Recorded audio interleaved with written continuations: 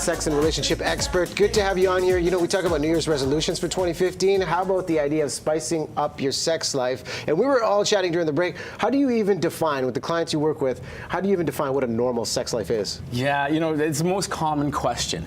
You know, so many people, they think about their sex life and they've been conditioned by the standards, the ideals, the norms and expectations that society has.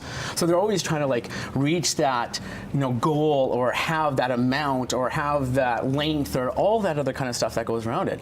And really the important thing for people, and the only important thing for people, is that they have that connection with their partner, that they have the intimacy, that they have the pleasure, that they have the fun that goes with it. Somehow we got lost and we think more is better. Like if I connect with my partner 3 times a week, it's better than 3 times a month.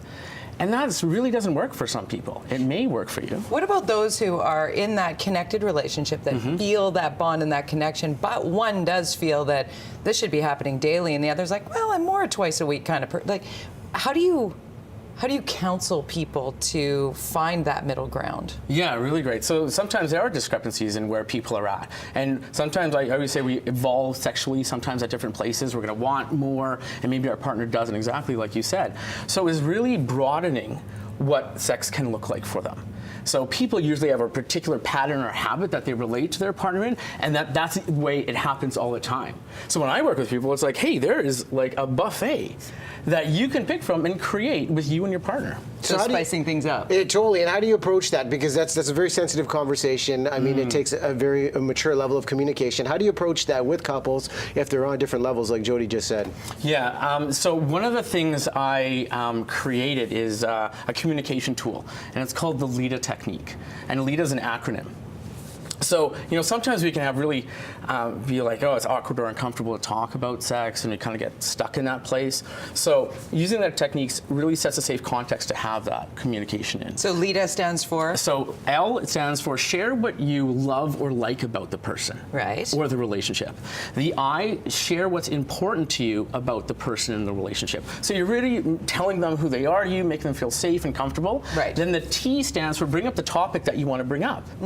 Right? And then the ask, which is the most important part, and there's 2 parts to it, is you want to ask them if they're open to have that conversation with you. Because they may have had a tough day at all the dog may have got hit by all that other kind of stuff. Timing can be everything for both men and women. It is really quite the phenomenon, just having the conversation. And when people are, it seems like the older you get, the easier it is to talk about sex, oddly enough. For some people, and when the conversation busts out, that seems to be quite predominant. How do you pick that great moment, or how do you communicate to your partner that now might be a good time for us to talk? One of the things, Jody, that I find is most helpful for anybody in a relationship is scheduling time. I say 30 minutes every 2 weeks to sit down and have a real, Riaz pointed to it, a real adult, mature conversation about what's going on in the relationship and your sex life. Really simple questions like, what's working for you? What's not working for you? What can I do differently? How can I do that differently? Right? And really kind of like just have that conversation, really break open. We have this, oh, I have to go here, or I got to read this book or watch this movie, and this is where I get the answers, or this magazine. Talk to your partner. Communication is key.